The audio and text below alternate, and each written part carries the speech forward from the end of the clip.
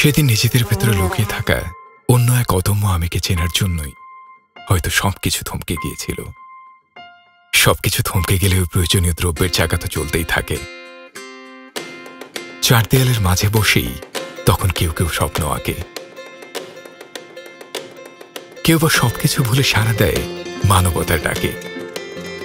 যার লক্ষ্য এত প্রখর, কে থামায় তাকে? সেসব মানুষদের জন্যই তো নিজেরাও হয়েছিলাম নির্ভীক।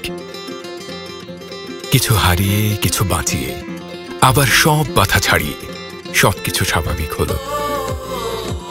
স্বাভাবিক হলো কারণ আমরা মানিয়ে নিতে জানি।